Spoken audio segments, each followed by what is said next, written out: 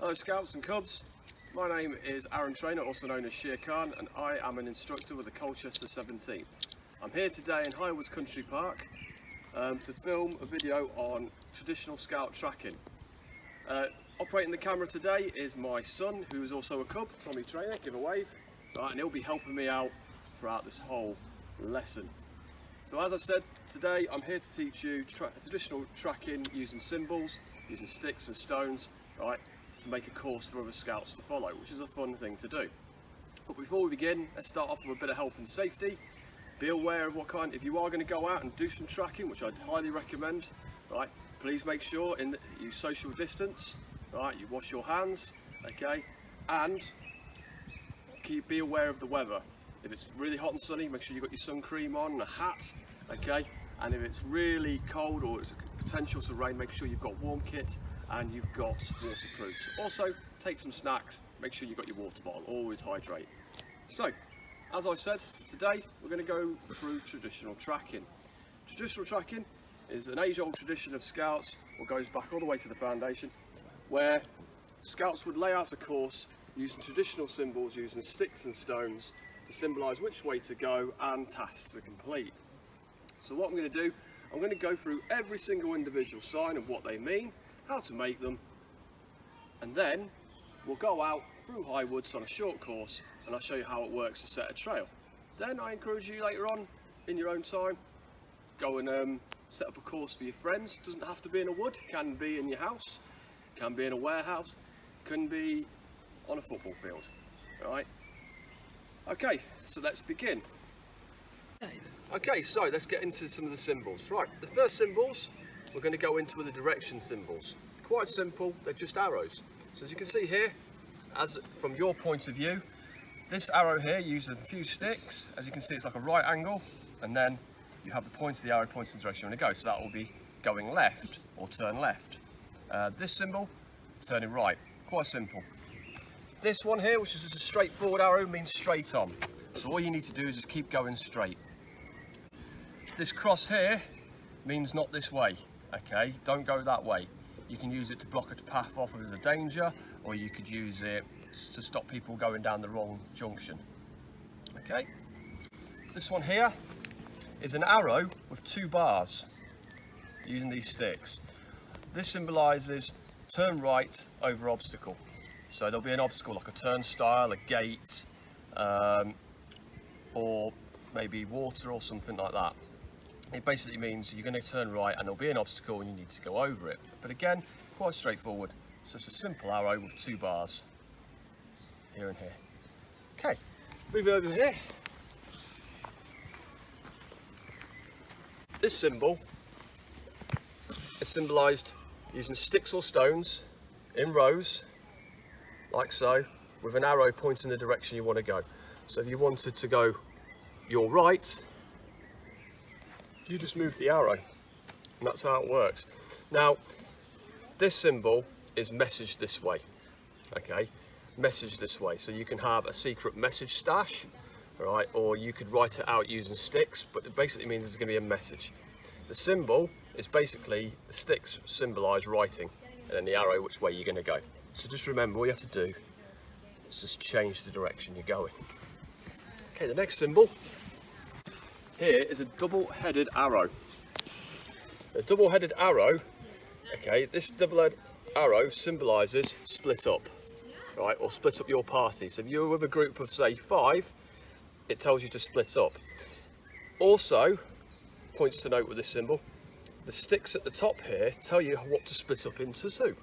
So, here, go right, 3 people to go right because you have 3 sticks.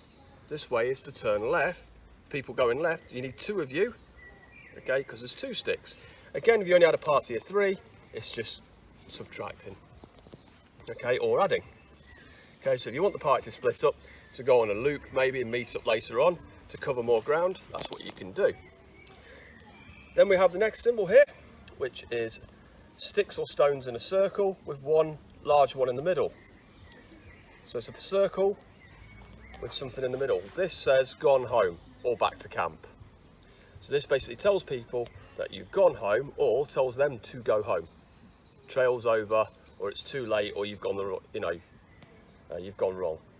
Okay, so that's basically go home or gone home. And the final symbol we're going to cover today is this one here, which is a load of sticks arranged into triangles or points and an arrow pointing. This represents water this way, so water this way. So it can be used as a warning or just to tell people where to go to get to the water. Again, the sticks are arranged in this fashion to symbolise water. And that's all the symbols we're going to cover today. Okay, so that's all the symbols and how to make them and what they mean. If you do have any questions, okay, or you need help, there will be a handout as part of this lesson, right, which you should see on the link, right, to this video.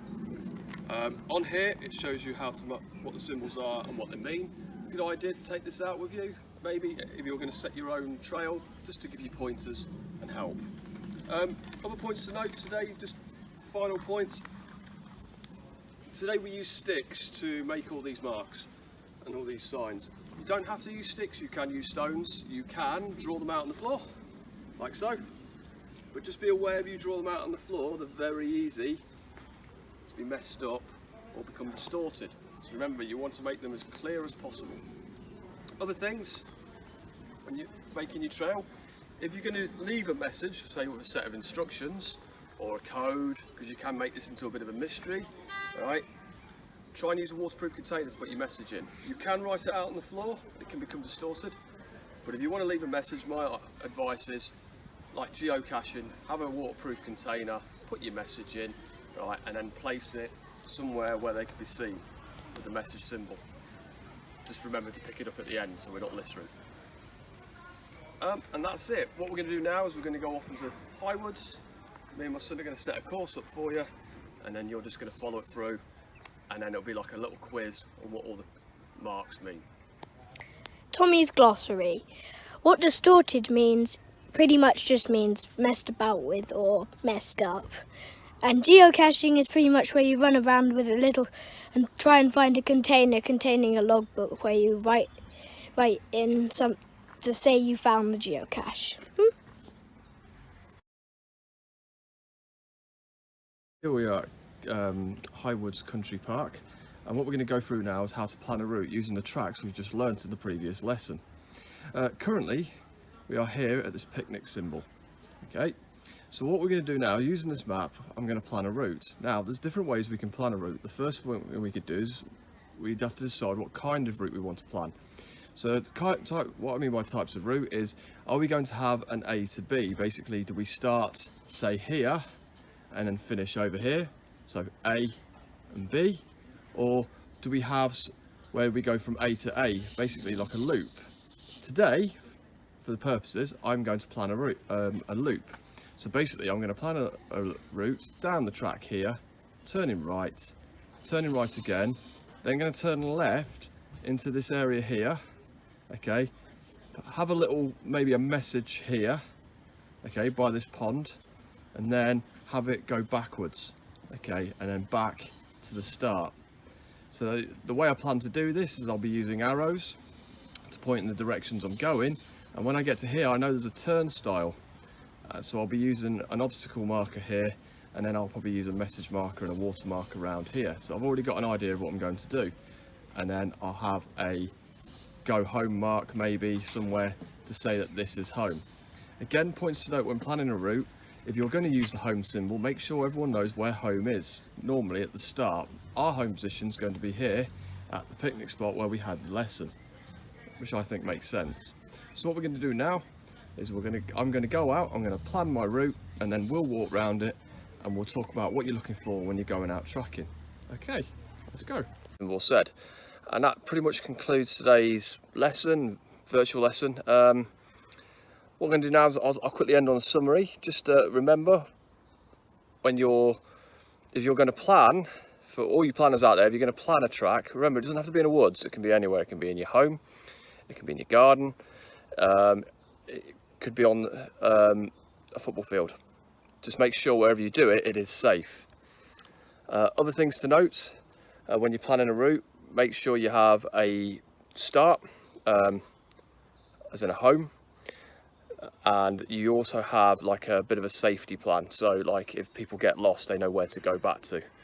Okay, also make sure the people who are doing the tracking, okay, the people you're laying the course out for, know all the symbols. And don't think you just have to use the symbols I've shown you today. You can use other symbols, you can come up with your own symbols, but just make sure the people doing the tracking know what they are before you begin. So a good way of doing that is doing what I did at the beginning of this.